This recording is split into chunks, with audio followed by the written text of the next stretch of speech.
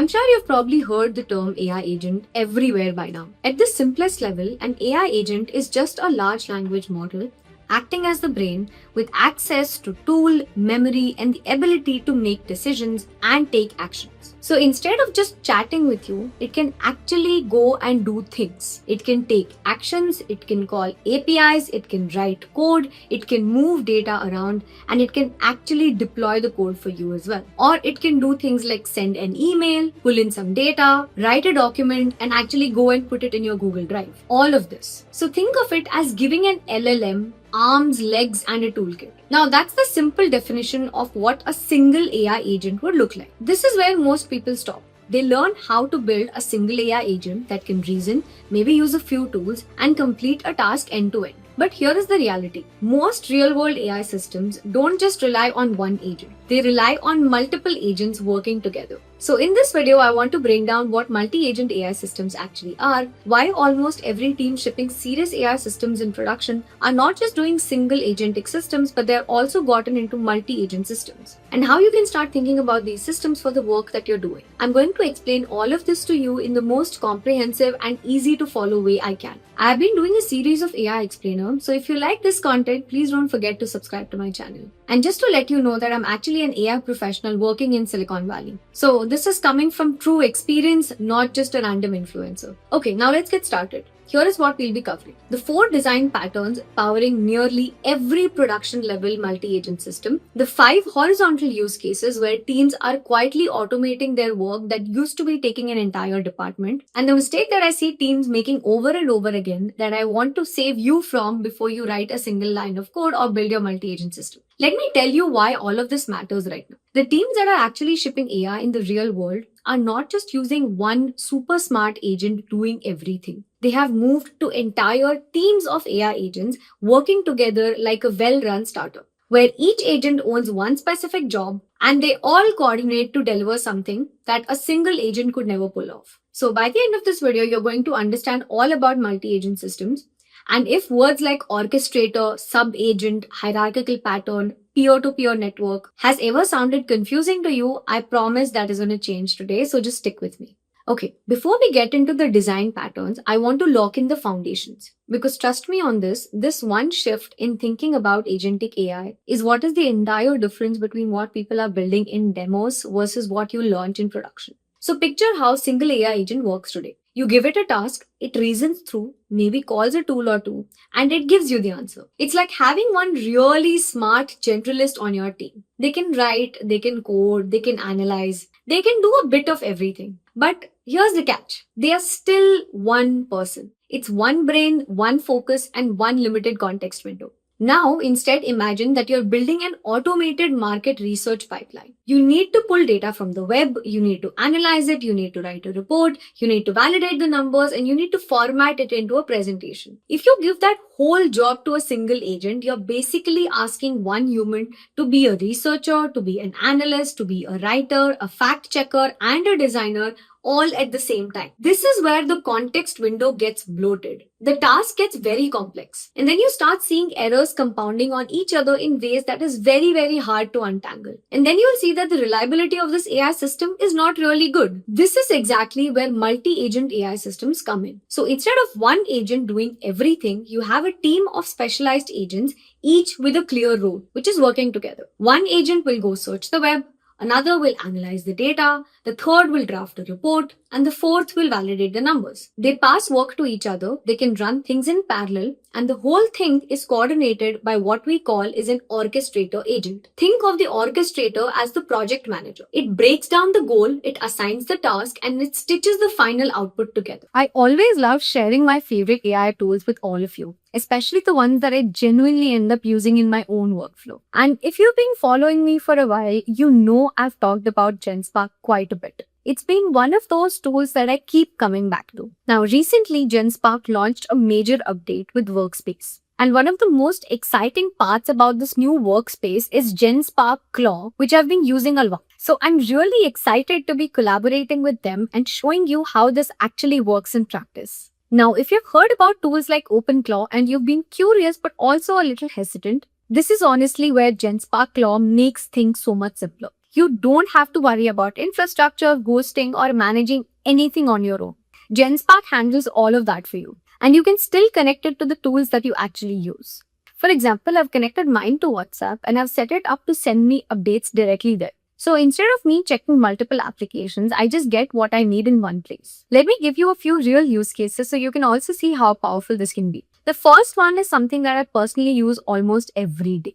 So you can do something like every morning at 10 a.m., give me the most important AI news from the last 24 hours, summarized for an AI professional. This basically acts like my personalized AI news assistant. The second one is a bit more advanced.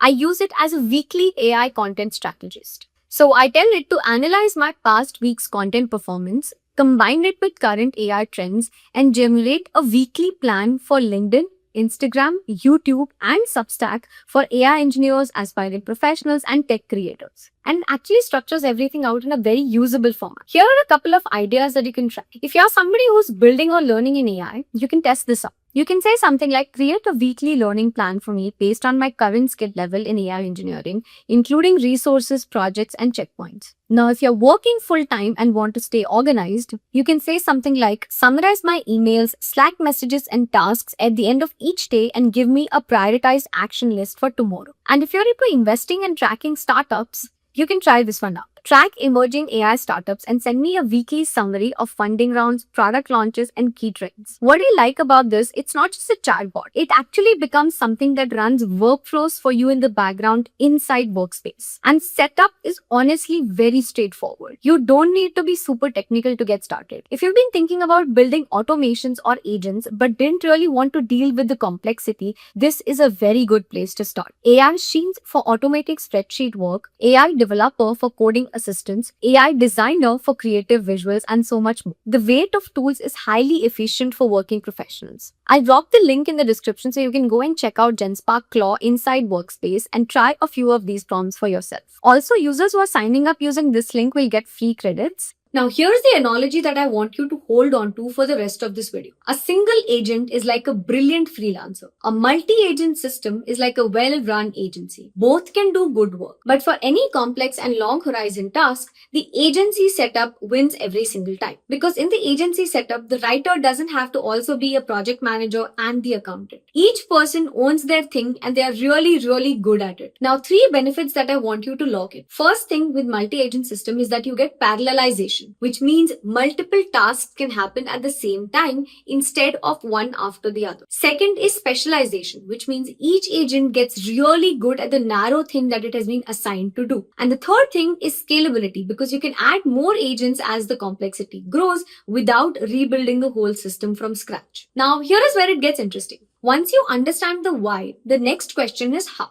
How do you actually structure these agents to work together? Because there isn't just one way to do it. There are actually 4 or probably more. And almost every production multi-agentic AI system that you've ever heard of is using one or some combination of these 4 patterns. So let me walk through all of them. This is honestly where I see the most confusion online, and I want to clean it up for you completely. A design pattern is just a reusable blueprint for solving a common problem. Think of it as a recipe. You're not reinventing how to make pasta every time you cook it. You just follow a proven structure and adapt it to your specific ingredients. In multi-agent AI, 4 patterns have emerged as dominant ones in production. The first one is the orchestrator worker pattern. This is by far the most common one, and it's probably the first one that you'll ever build. You have one orchestrator agent at the top that plans and delegates. Below it, you have the worker agents, each with a specific job. The orchestrator does not actually do the work. It just coordinates. So picture a conductor leading an orchestra. They're not playing the violin or the cello. They're just making sure that every musician comes in at exactly the right moment with the exact right note. That's the orchestrator. Now, the second pattern is hierarchical multi-agent. So think of it as an orchestrator worker but with multiple layers, like a real company org chart. You might have a top-level orchestrator at the C-suite, then several mid-level orchestrators acting like department heads, each managing their own team of workers. This is what you see in a really large enterprise workflows. Imagine that you're building an AI system to run an entire e-commerce business. You would have an orchestrator for inventory, one for customer service, one for logistics, and all of them roll up to a master orchestrator coordinating across the whole thing. So bigger the company, bigger the org chart, bigger the workflows, bigger the pattern gets. Now the third pattern is peer to peer, sometimes also called as a network of agents. In this case, there is no central boss. Agents talk directly to each other and collectively figure out the output. It's like a group of expert consultants in a room hashing out a strategy together. No one is officially in charge, but the answers emerges from the conversations that they're having together. Now, this pattern is less common in production because it is harder to debug and control the behavior. But it is incredibly powerful in scenarios where distribution decision making is an actual point. So places like multi-agent simulations, market modeling, competitive game environments, or agentic research is where you will find these patterns. And this is where you want different perspectives clashing with each other. Now, the fourth pattern is pipeline or sequential pattern. This is the most straightforward one of the four of them. Agents are just working in chain where the output of one agent becomes the input of the next one and so on. It is literally like an assembly line. The big advantage here is predictability. You always know how exactly each agent does and in what order. So some of the use cases where you'll see this pattern is document processing, content workflows, or data transformation, where the steps don't really change that much. Now here is the part that most people skip when they're learning about these. You don't have to pick just one. The most powerful production systems combine these patterns as I mentioned earlier. You might have an orchestrator worker set up at the top level with some of these worker agents internally running pipelines. That's totally normal. And often it's the right call. Okay, so now that you know the patterns, the natural next question is, where are people actually using this in real world? All of these patterns are fun to learn, but the use cases are where the money is being made right now. Let me show you the 5 spaces where teams are quietly automating work that used to take an entire department. So all of those use cases are horizontal use cases because they apply across industries. So for example, healthcare, finance, retail, logistics, it doesn't matter. So number 1, we have the autonomous research and analysis. You give the system a question and it spins up a bunch of agents to search the web, pull from internal documents, synthesize the findings, identify the gaps, and produce a structured report. Whether it's law firms doing case research or investment banks doing market research or pharma companies doing literature reviews, they are all using multi-agent AI systems. What used to take a human analyst 3 full days now can happen in 3 minutes. Okay, now number 2 is customer support automation. And I want to be very clear, this is way beyond a single chatbot. Here is how it might be working. One agent triages the incoming query, another one pulls from the customer's account and full purchase history, and the third one checks the internal knowledge base, while the fourth one drafts a resolution and routes it to a human review only when it's complex enough to need one. I have always recommended people to go and read customer case studies. That is one place where you can actually get a sense of how these agentic AI systems are being used in production. I want to just give you an example. So Klarna publicly reported that their AI assistant is doing the work equivalent of 700 full-time agents. That's crazy. Now, number 3 is a software development and QA. This space is absolutely exploding. You have agents writing code, other agents running it in a sandbox, agents writing and executing tests, and agents reviewing the output for quality. And tools like Claude Code, Devin, or Cursor agents are all built on exactly this. And the cool part is that these systems don't just write code, they iterate over it. They catch their own bugs and they self-correct. Now, number 4 is data pipeline automation. So instead of manually building and maintaining ETL pipelines, imagine agents that understand a business question, write the data queries, pull from the right resources, transform the data, validate it for accuracy, and produce a dashboard-ready output. This is especially powerful in industries like retail and supply chain where data lives in 15 different systems that don't talk to each other.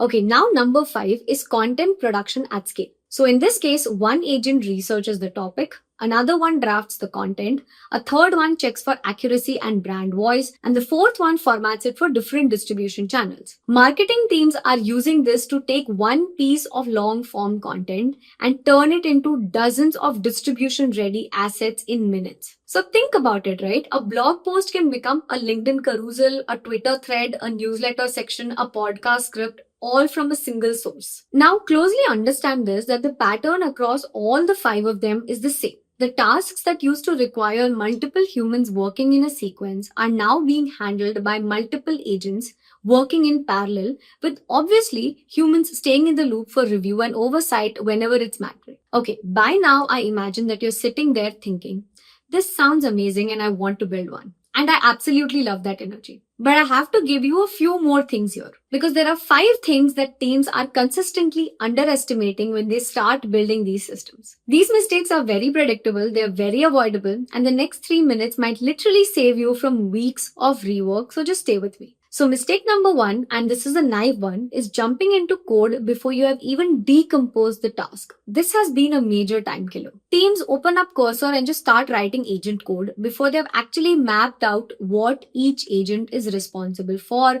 and where the handoff happens. You need to first design and then build. Please keep this in mind. First, spend that time on a paper. What does agent A produce for agent B? What happens when agent B fails? These are the questions you should start with, design the entire system, and then jump into building it. Now, mistake number 2 is ignoring memory architecture. In a single agent system, memory is quite simple. But in a multi-agent system, you have to actively design what's private to one agent, what's being shared across all the agents, and how state passes between them. Production systems use a combination of short-term in-context memory, long-term vector storage with tools like Pinecone or VB8, and shared external state source like Redis or Postgres. Design this on day 1, not on day 30 when everything is on fire. Now, mistake number 3 is building only for the happy path. Multi-agent systems fail in really interesting ways. One agent quietly produces a bad output that cascades through every single thing downstream. An API times out mid-pipeline or a model returns a malformed JSON. You need a retry logic. You need fallback behaviors and you need human-in-the-loop checkpoints for high-stake decisions.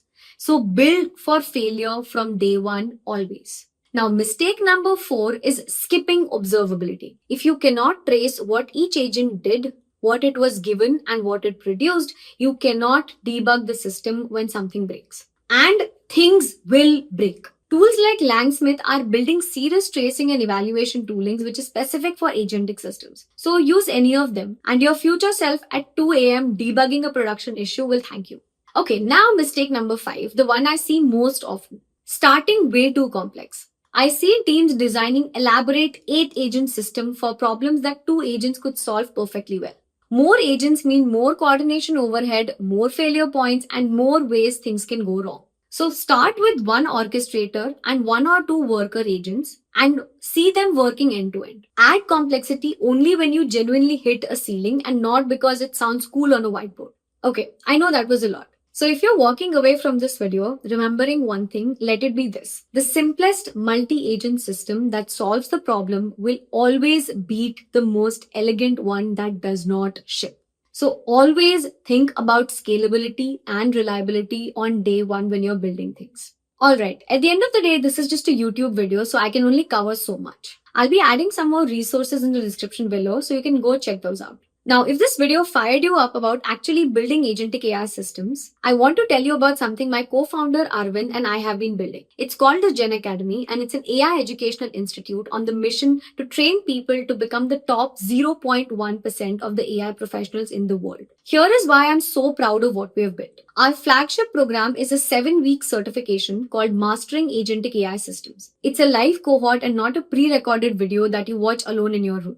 Every single week, you're going to be building an actual project. And we have designed it for 2 very different audiences. If you're an AI builder, a software engineer, or an AI engineer, you go through the technical track where you're actually going to be building the agent logic, wire up the tools, and deploy real systems using code. But if you are a non-coder, like a product manager, product marketing manager, go-to-market, sales, or a tech leader, you go through the low-code or no-code track where you still learn to build real agentic systems, but without writing code. We'll be using no-code or low-code tools. Whichever track you take, you finish with hands-on shipped work. Now, this is another thing that I'm super excited about. We have partnered with some incredible companies like NVIDIA, Nebius, Pinecone, Eleven Labs, Llama Index, LangChain, and so many more.